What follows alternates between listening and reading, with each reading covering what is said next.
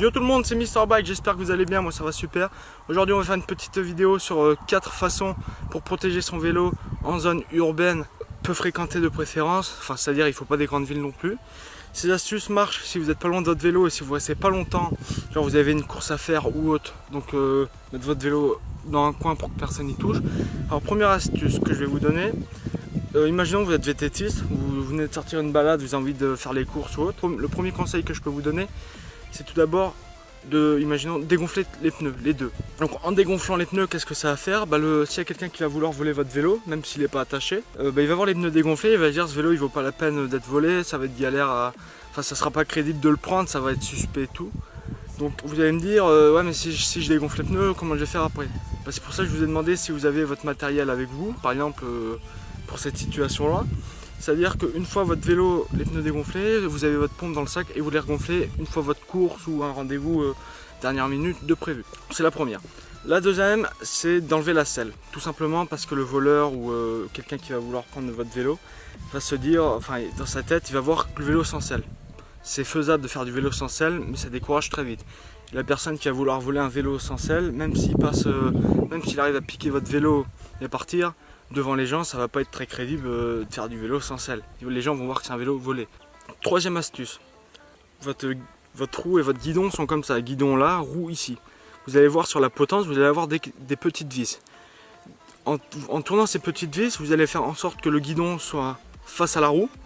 Et cette astuce va permettre de faire en sorte que la personne qui va vouloir prendre votre vélo ne pourra pas pédaler. En tout cas, ne pourra pas aller bien loin. Vous allez voir que votre vélo n'est plus là, vous allez pouvoir sortir dehors et voir la personne en train de galérer à essayer de tourner, tourner le vélo avec le guidon, de la même sens que la roue. Là, ça va être compliqué pour lui. Donc pour faire cette astuce-là, ce qu'il vous faudra, c'est vos clés Allen avec vous.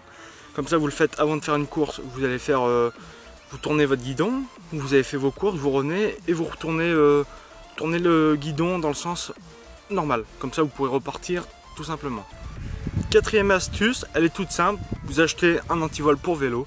Vous allez me dire oui mais bon c'est pas vraiment une astuce. Si, pour la simple et bonne raison que moi je vois souvent des vélos attachés avec des antivols, c'est bien, mais ça sert à rien de l'attacher à la roue.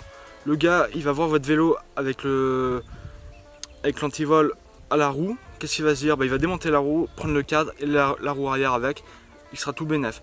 Et en plus il y a des gens qui savent faire du wheeling assez facilement. Il part en wheeling jusqu'à chez lui, il y en a qui le font. Fabio Wimber par exemple, bon, c'est un champion du monde, mais il sait le faire.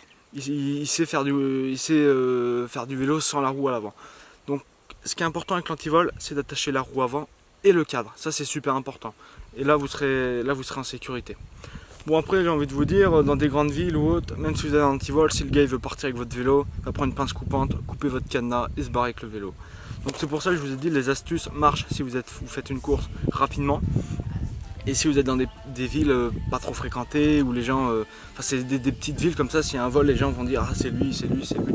Dans des grandes villes ça marchera jamais, ce que je vous ai dit. Vous avez remarqué que j'ai pas fait de vidéo encore pour la simple et bonne raison que j'ai mon vélo qui est cassé, c'est-à-dire que j'ai 3 roulements à billes de cassés, 2 roulements à billes qui sont cassés, et j'ai du jeu sur la cassette arrière.